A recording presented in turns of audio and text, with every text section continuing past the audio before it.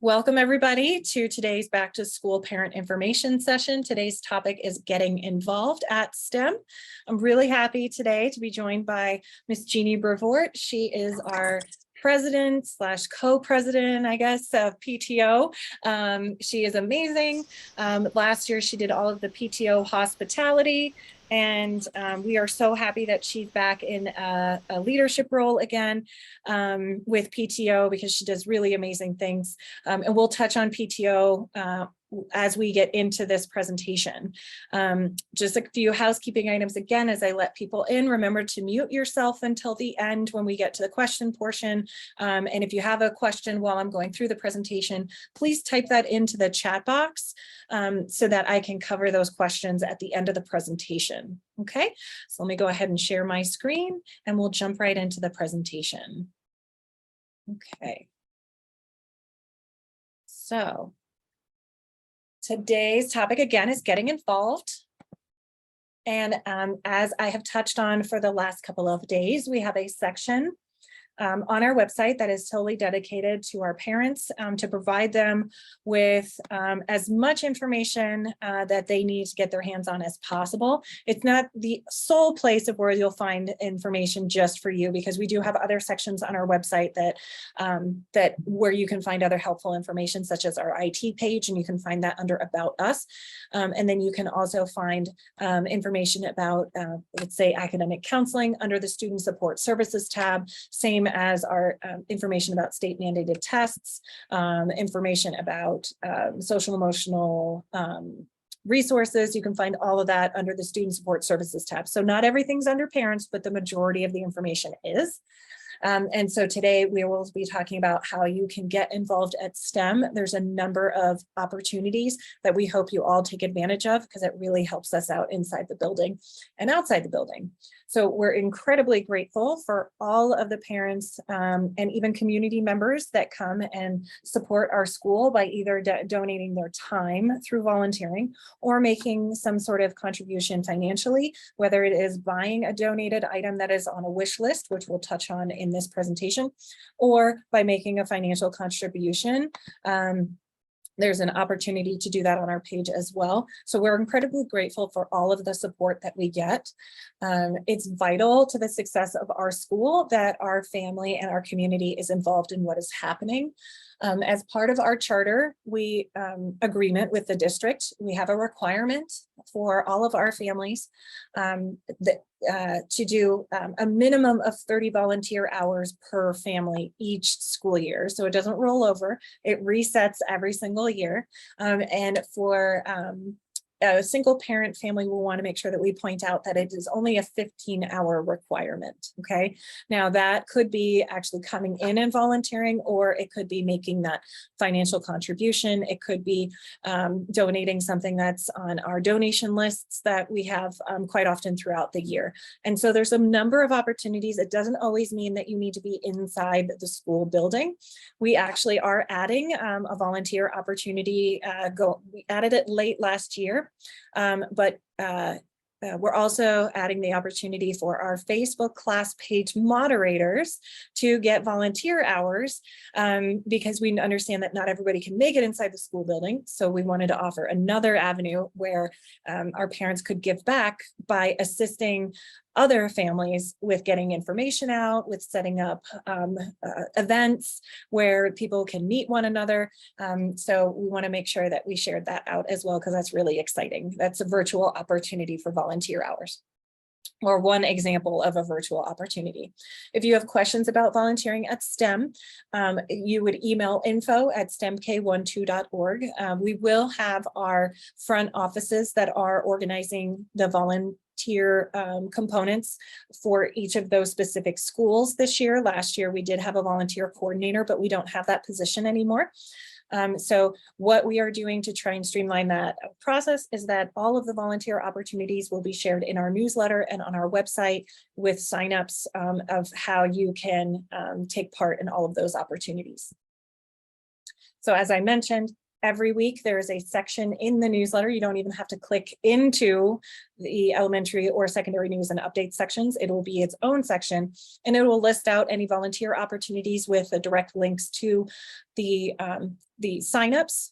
If it's a volunteer opportunity, or for example, we have classroom wish lists or health room donation needs that are associated with an Amazon wish list, and you could click on that and set up a donation straight from, you could purchase that item straight from your Amazon account if you would like to do it that way. On that get involved page of the parent page is where you'll see all the opportunities for volunteers and donations, even ongoing ones that we have a need for throughout the school year. And that page also lists how you can track and set up to do your volunteer hours. Okay. So this is an example of what the volunteer opportunities section looks like on the page. You see here that we have ongoing opportunities that are set up right now. Every year we need Driveline volunteers. You earn double volunteer hours if you sign up to do that. Really, for a Driveline, you're looking at maybe 45 to 60 minutes doing Driveline. So if you have that opportunity to either help in the morning or help in the afternoon, we really appreciate that.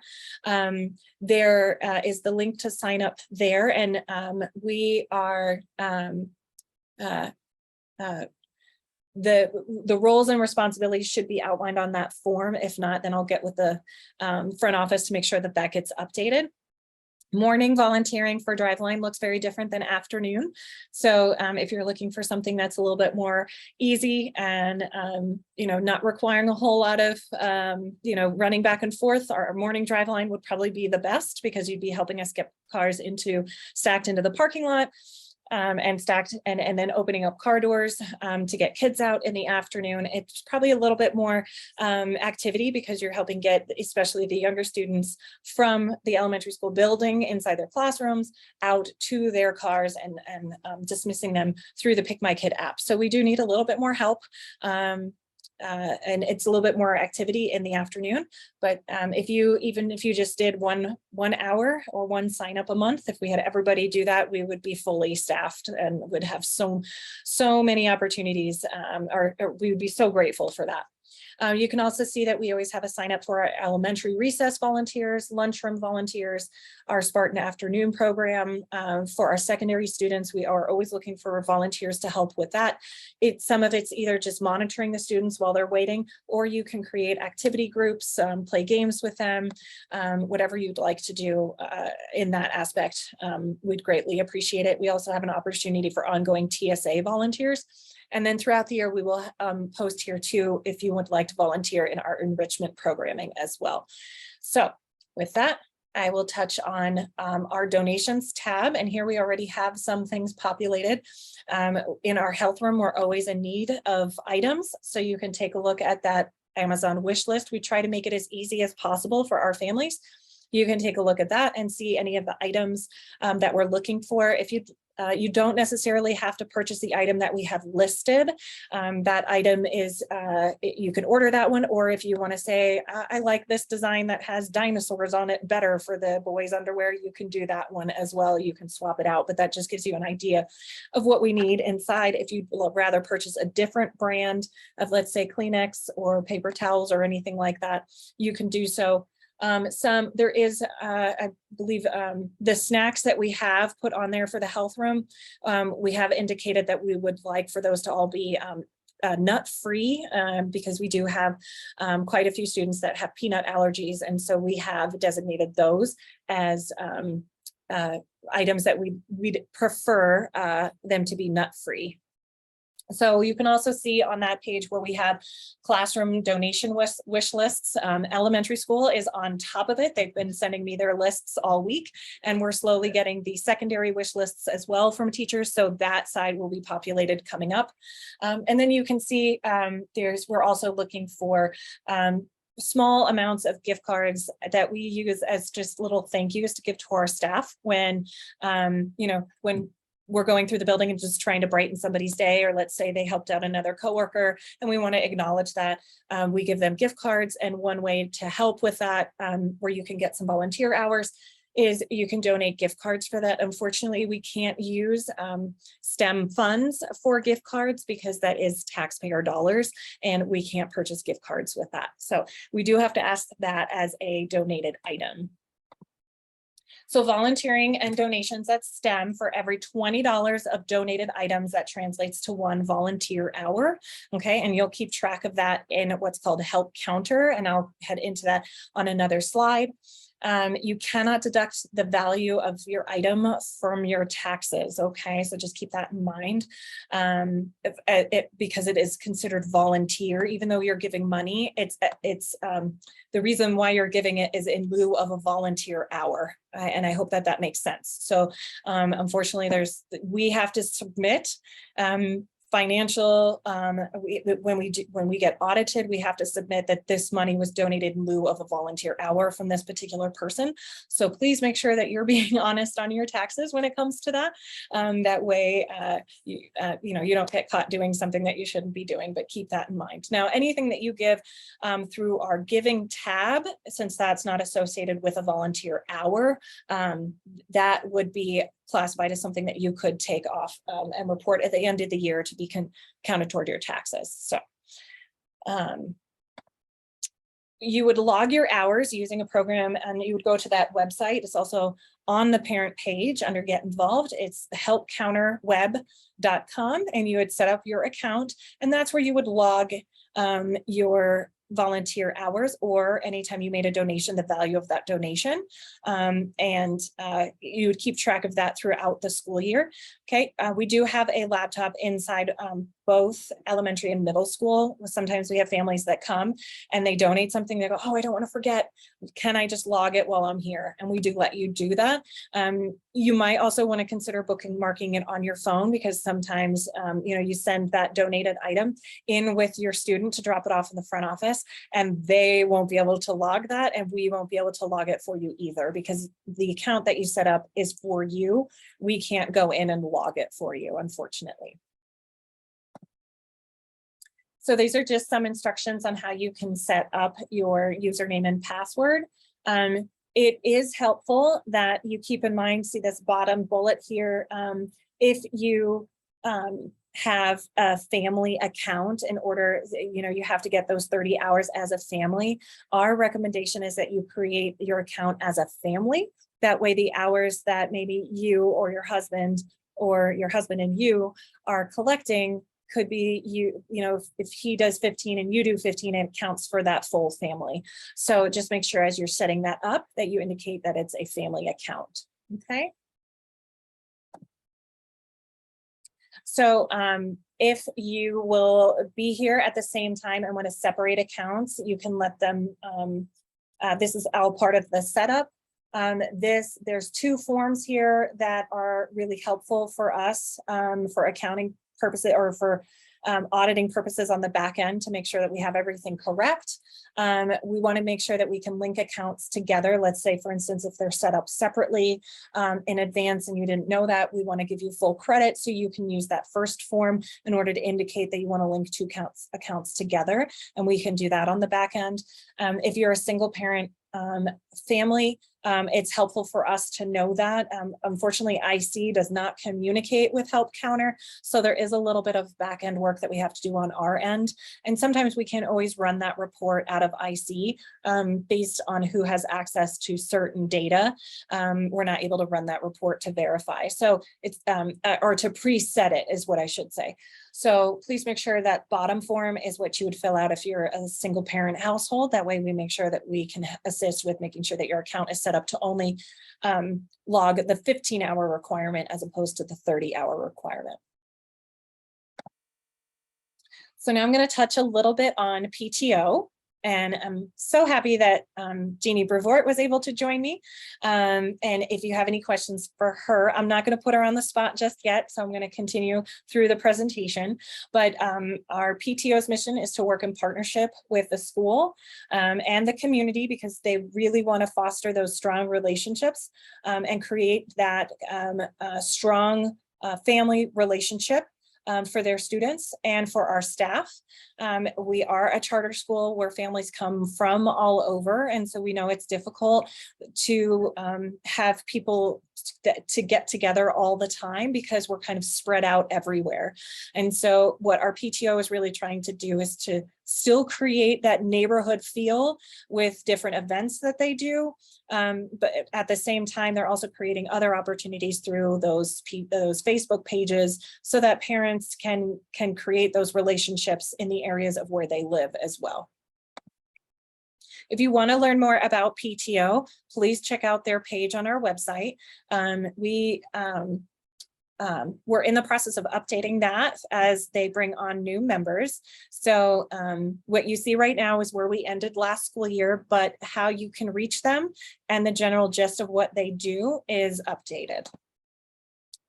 Their email address is right there. It's pto@stemk12.org. They also meet monthly, and I believe it is the second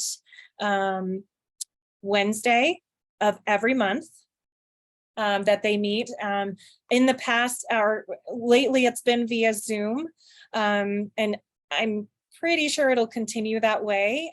But if that changes, you'll see that reflected on our all school calendar if they decide to move back to in-person meetings. But again, with everybody coming from all different directions, it has been easier that they meet on Zoom because they are in the evenings after school. And if you would like to volunteer to be part of PTO, they are always looking for new members. And that pto@stemk12.org is a great way to get in touch with them about that. So I'm going to touch briefly on School Accountability Committee. This is what we call our SAC. Every school is required to have a SAC. We also have a board of directors, and so the two are separate. The board is the head of our school, like our board of directors. It would be a 9-member volunteer. It's a 9-member group that are all volunteers. We're currently at 7, I believe. So they have 2 open positions that they are looking to fill. And the SAC is another body that is directly underneath the our STEM board of directors. Okay, and they are comprised of 4 parents. There's representation from elementary school through either a teacher or an elementary school staff member. There's representation by a secondary staff member. There is a PTO representative, so that creates that cross collaboration. And there is an administrator that is the representative of the executive director. The executive director will deem who should be that representative for SAC. And then we also have they also have an opening for a community representative. Okay, so their purpose is to be an advisory committee, and they look to inform and encourage participation from parents in the school community. So if you're noticing something that you would like for the school to consider, an example could be, let's say you're volunteering. We've had this suggestion come up through the SAC. You're volunteering inside the lunchroom and you notice that it's really, really loud in there. And you want to make a suggestion on how you could make that better or how the school could make that better. The SAC would be a great place for you to submit that because they take feedback from parents and then they try and find a way to make that happen. So currently what we've had that recommendation made to add sound absorbing panels inside the elementary school gymnasium. It is on the docket. As to when it will be completed, we're not quite sure yet. We have this huge construction project that's happening. And so, but it is on the list for the master plan, and that made it on the list because it came up through our SAC committee. So they're always, some of those areas that I have listed there is what they focus on. So they do make recommendations through the SAC. They make that to the executive director and then eventually to the board on spending and budget priorities. But they utilize that unified improvement plan that we have to put together each year. And that's the UIP is what it's called. And that is where they take all the data from inside of the school, testing data, teacher performance data, and all kinds of things. And they put together an improvement plan on areas where we might need some additional support And then they find budgetary recommendations that they can make to the leadership of the school, the executive director, and then eventually the board that can be taken into consideration for the following year. So if that is kind of more your wheelhouse, we highly recommend that you get involved in SAC because that's we need a number of volunteers to help with that. They are very committed and it's a great group of people. So the SAC meets every third Wednesday of each month. There is a one time, and I believe it's the month of November and possibly the month of March, where their meeting always falls during that fall, that break period, and then during spring break. So either they move that meeting date or they just cancel it for that month. But you could almost always plan that it's the third Wednesday of every single month. They've also been doing theirs via Zoom and sometimes in person. So I would recommend that you take a look at that. They've had presentations from various different departments within our school so that they can better understand what our needs are. They've also brought in outside organizations to give different presentations, and one from Tri-County Health that they had from 2 years ago is an example of that. And there you can see the different subcommittees that they have built out where they would like different parent collaboration. This just outlines a little bit about how you can get involved. You would just email sac@stemk12.org. About 2 times a year, they do a call out for anyone who's interested in new members, but that doesn't mean you need to wait until then. You can email right away and say, I'd love to learn more and get more involved. This would probably be a little bit more of my wheelhouse of what I like to do. I like to learn the ins and outs of the school and how it operates and how you can do, small improvements by looking at data and looking at trends. So if I were a parent or a community member, I would probably be on the SAC because I love looking at how you can make very significant impacts by just looking at data and seeing what our kids need that way, or looking at feedback from our community and really trying to make people happy. And so I always like to gravitate toward the SAC. Let's see. Oh, and that's the end of my presentation. So this was the fastest one this week. So I'm going to bring it back to the group and stop sharing. And I don't have any questions in the chat box today, but I wanted to open it up to anyone who has any questions about how you can get involved. Jeannie, if you would like to chime in at all, I greatly appreciate that. Sure. Thank you so much, Nicole. So as Nicole said, my name's Jeannie. I have 5 kids at STEM. We've been there 7 years. And really my passion is just making it a great community, not just for your kids, but also for parents and teachers. So the PTO does a couple things. We put on events. Like, I really hope that you all come to Pirates Cove tonight. Our goal is to make the events either free or very, very low cost. We don't want there to be a barrier to joining the community and partaking. So we put on events. We make sure teacher lounges are stocked. So you'll see on the Facebook pages, we ask for, coffee and treats for the teachers. And that does count towards your $20 and volunteer hour. So just help to stock those lounges. We kind of freshen up the teachers' restrooms because that might be their only private place in the school, with all the kids. The other things we do, we really are a PTO that takes care of kindergarten through seniors. So we help with graduation, we help with prom. We just bought 30 iPads for, the new, I think it was kindergarten class. So we're very involved in, the needs of the school. One of my favorite things that we do is the PTO grants teacher funds. So twice a year, teachers will come to us and say, this is something they'd really like for STEM. And we go through and we listen to all the teachers. And as a PTO, we vote and say, hey, yes, let's do this. So last year we bought ukuleles for the elementary school. We bought an electric drum set for the secondary. We help with graduation, lettering for high school, all kind of different things. So super involved. We don't do things like sell butter braids. We really do one drive, and we call it STEM Gives. And it's just a giving campaign, and any of your giving that you give to STEM Gives goes right back into the things that I'm talking about, like the events and the teacher grants. So STEM the parents have been super involved, and they've given a lot. And because you all give a lot, we're able to give back. Like, so for the teachers, the first semester we gave 12,000 out in grants, and the second semester we gave 15,000 out in grants. And if our fundraising increases, we will increase the amount of grants, because that just benefits the teachers and it benefits your kids too. So we have openings on our board. We would love for you to join us.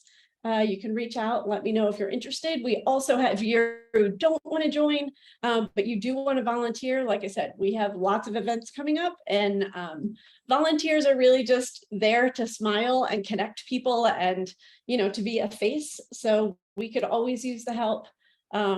Kelly isn't here for SAC, but I would also, agree to, like, SAC is an amazing place to get involved. What we really want to do is just be a community. So wherever you feel like you want to plug in, that's where you should plug in. So I'm very excited about the school year. Yeah. So that STEM Gives campaign, that typically starts in October. Yes. And then it runs through December, and sometimes we extend it into January. So you do have that opportunity to give that entire time. So when you see that, please take a look. That is different from the little Give to STEM button that is on our website. So those are two different opportunities for you to give. One, if you do the one on our website, that is giving to STEM. You can, as you're going through the process, you can designate what fund you want it to go into. Or you can give to PTO, and like Jeannie said, those go toward those events and those grants, and that's that little extra something that is really, really helpful. So we did have a couple of questions in the chat box. Where can we find details about Pirates Cove tonight? So if you're not on any one of the parent pages, there's quite a few of them. There's one for every single class. And then we also have the overall parent Facebook page. It's on there. I believe I have it also posted on our website in the homepage scroller, and then it's also on our calendar. So there's a couple of ways in which you can find the information. Oh, and it's in the newsletter that was sent out on Friday. So if you're not getting the newsletter, please let me know, or you can sign up on our website. And it's tonight from 6 to 8 o'clock. It is free admission, so you don't need to worry about that. But I would bring money if you want to get any snacks. And you can even bring any siblings, even if they're not affiliated with STEM, they can come as well. Okay. PTO is covering that. And it was such a great event last year. We were just blown away by how many people showed up. So we have expected to be great weather, great temperature today. So please take advantage of going to that, to just have some fun. Staff are invited too. So you might meet your student's teacher just by accident, go down the water slides. Last year we got Miss Kowaleski to go down the water slide. So it's just really, really fun. Let's see. A copy of this presentation and the webinar will be on the website. I am getting yesterday's up on the website today too, as soon as we're done here. So it will be in that back to school information hub, as well as in the newsletter that I send out tomorrow. Let's see.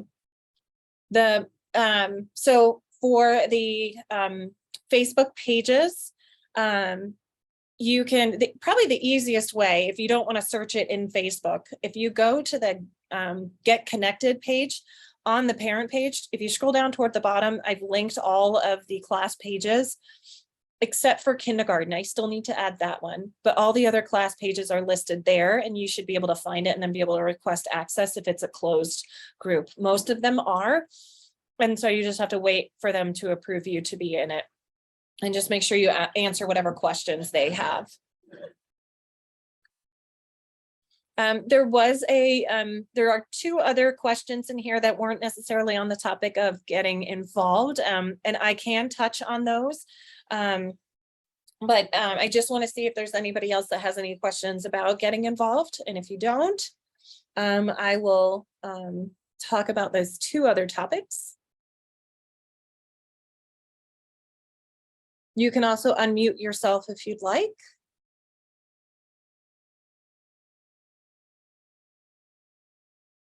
Okay.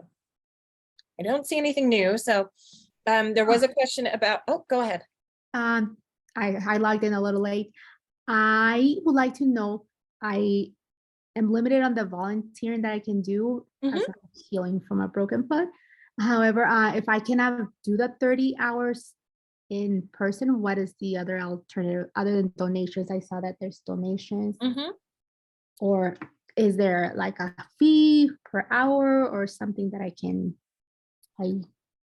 So we don't have the opportunity for you to, like donate a financial amount in lieu of your volunteer hour, because we really want there to be a benefit not only to you, but also to the person that's receiving it. So we want you to have that opportunity, that that you're changing somebody's life or you're having a positive impact on it by either giving that item or giving that hour of volunteer work. So what I would say is, and I think I should, if I didn't, I want to make sure that I clarify that the volunteer hours are for the entire school year. So you do have opportunities throughout the school year to come in and do those volunteer hours. But if you can't do it in person, I would say, and if one option, like I had mentioned before, was see if you can get involved on that parent page and maybe become an admin of one of those pages, because that is a little bit of a commitment, that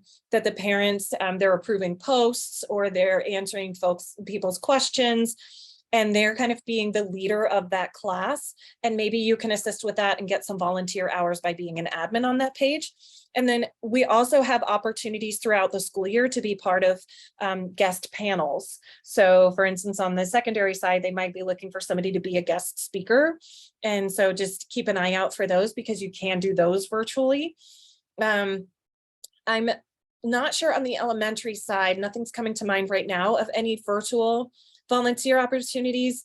We did have some during COVID where we had parents that were helping to moderate small groups of those students that were online, but the CD has changed the requirement and we can't offer virtual learning anymore since we're considered a brick and mortar school.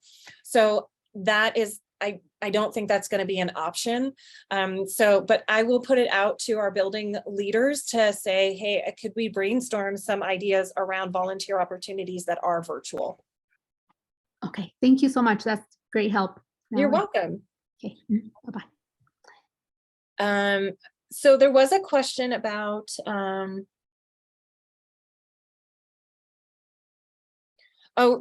somebody had said that they had requested to be a moderator on the Facebook since they're an admin on several other pages.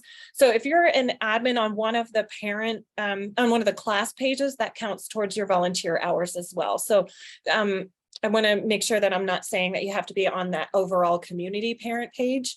And that, because that overall parent community group has, they've kind of treated it as, they have parents that have been here for a while, and each year they onboard a new parent to kind of train them throughout the year. That way they're not just giving them all of that responsibility all at once. So just to point that out, that you can be a moderator of one of the class pages.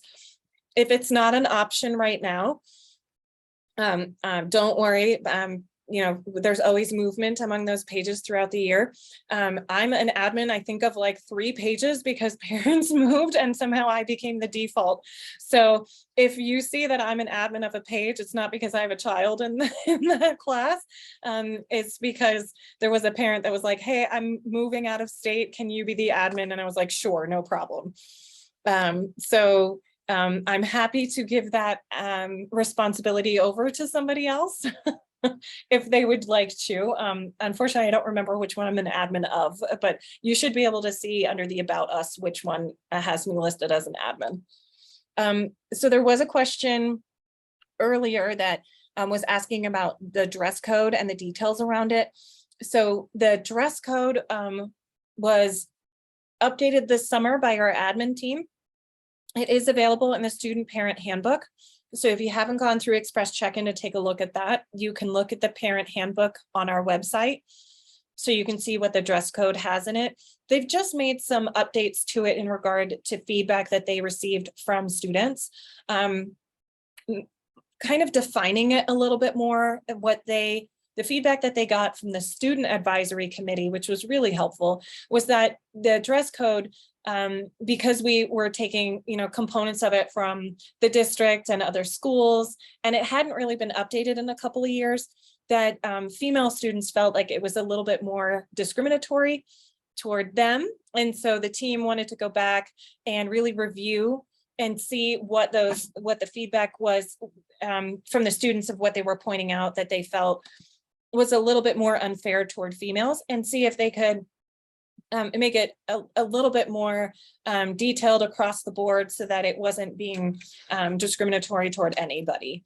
One other thing that was added to the dress code policy was wearing student ID cards.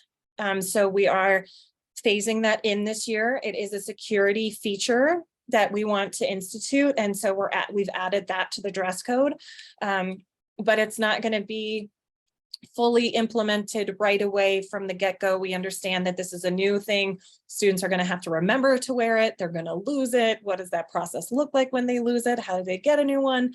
So it's not going to be on the first day they don't have their ID. They're automatically written up for it, and that's not how we do it. Okay, so just know that the student ID card is, and that's for secondary only, that is going to be phased in. Okay, there was another question about, let me see. Oh, somebody was asking a question about the way they have it written, an issue with Douglas County and teacher salaries and how we can support teachers. So I think what you're referring to is the bond and the mill levy that is being proposed by the district to be put on the ballot in November. This is a very important topic for us here at STEM. Funding is always one of those really, really big topics that a lot of people, they just think, oh, we get money from parents, or we're funded through fees or something like that. We are funded through state dollars the same way as any neighborhood school. We have gone to bond ourselves. That money that we get when we go to bond, and that's money that we get from investors, that is not money that we can use for teacher salaries.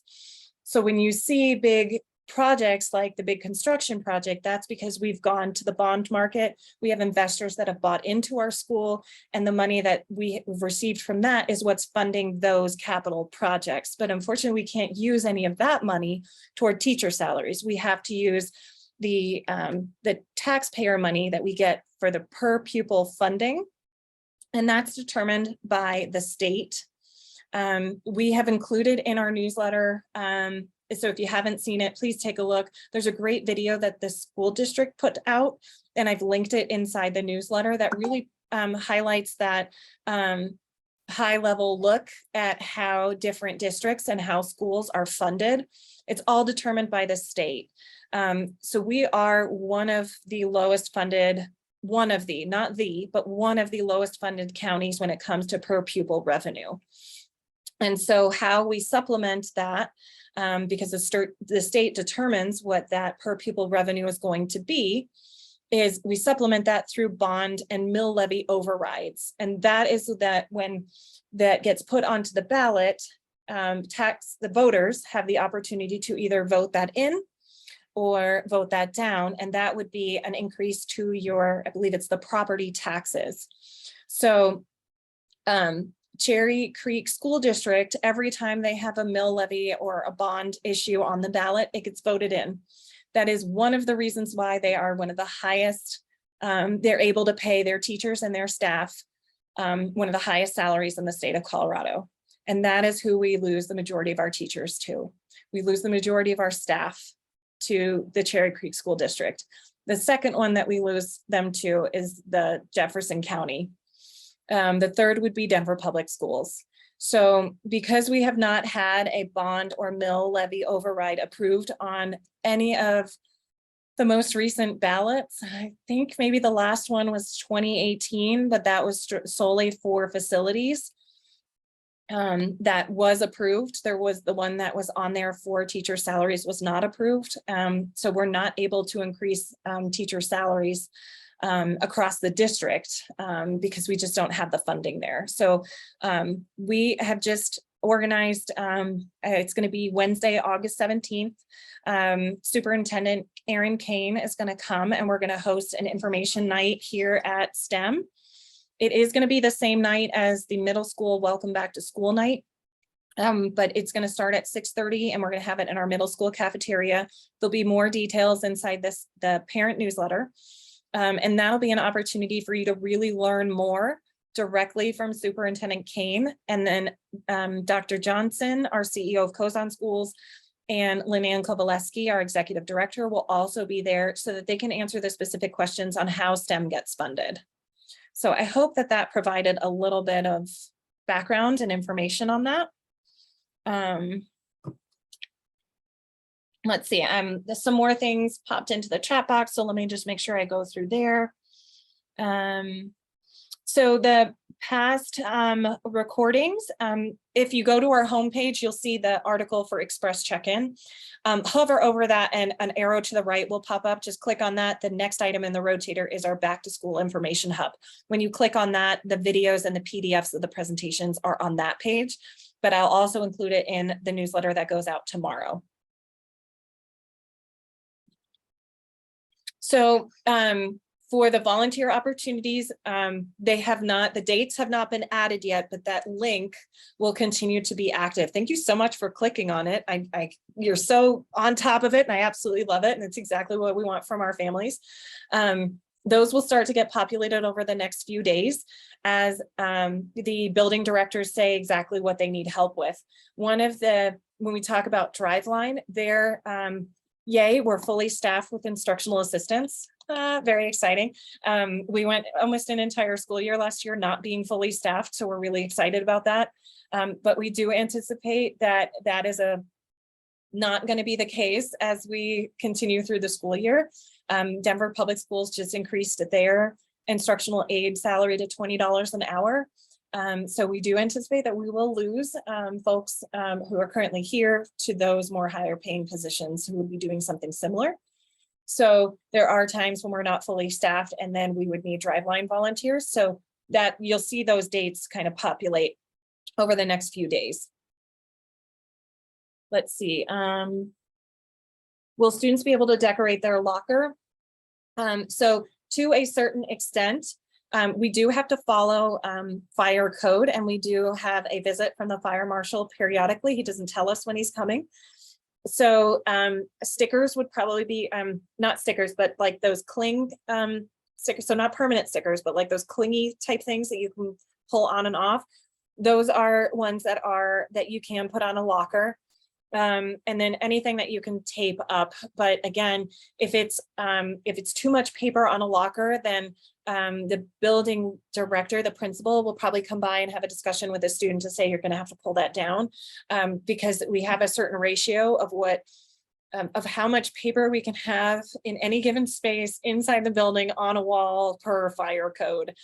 It's a whole mathematical equation, and so a lot of times we try and say, if you want to decorate the inside of your locker, that's great, but maybe not the outside.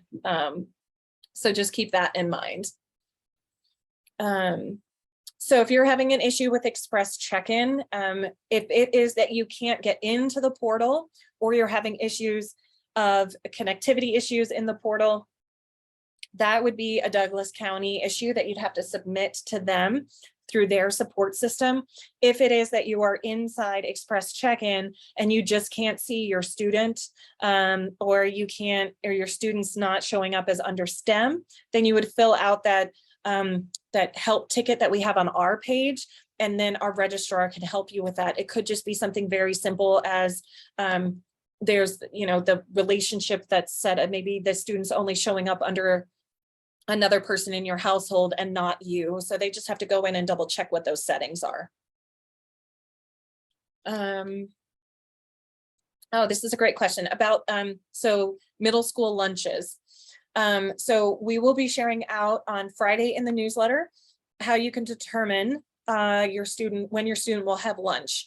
It is it's all done by the teacher. So we're going to put together a list to say if you have, and I believe it's during 5th period. And I'm sorry, because we spoke about it this morning. I'm not remembering exactly what it is, but I'll share it in the newsletter on Friday, where it'll indicate if you have this teacher during this period, your lunch is from this time to this time. And on a gold day, if you have this teacher from this time to this time, or for this period, your lunch is from this time to this time. So we're going to share that in the newsletter for you. And for elementary, we'll share something similar as well, so that you know. Another question. Placard pickup is today. It's from 1 to 5. You'll do that in the elementary school lobby. Just keep in mind, there is still some construction happening around the building. You might not be able to park directly in front of the building, but we have plenty of parking in the parking lot. So just keep that in mind when you pull up. Again, that's the elementary school lobby, and that's where you'll pick up elementary and secondary placards.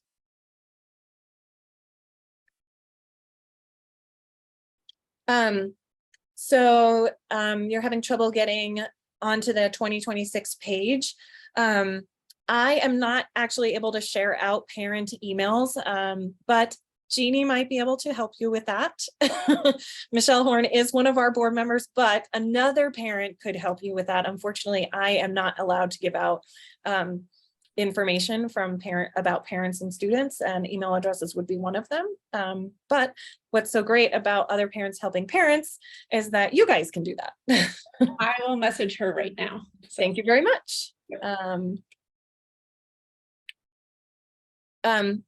Let's see. And I think I got through all of the questions. So does anybody else have any other questions for me?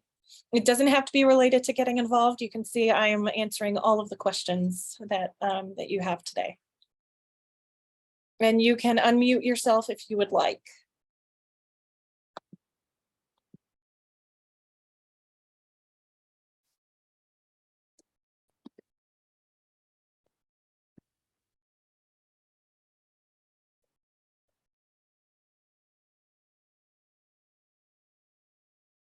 All right. Well, I don't see any more questions and nobody wants to chat today. So I will say we can go ahead and end today's presentation early today. You all get 10 minutes back. I hope you guys have a great day. There's one more question, laptops for kids. I would need to know what grade and specifically what you're talking about in regard to laptops. So 7th grade. And then you would, if you're talking about information on what to buy for your student, laptop requirements, you can find that on the IT page on our website. That would be under the About Us tab. Click on IT support or technology support. And then on that page, there's information about laptop requirements. All right. Well, thank you guys so much for joining us today. Again, I'll record this and post this to the website. I hope you'll join me tomorrow where we're talking about athletics and enrichment. So I look forward to seeing you all. Have a great day. Thank you, ladies. Bye. Thank you. Thanks, Nicole. Oh, you're welcome. Bye. Bye.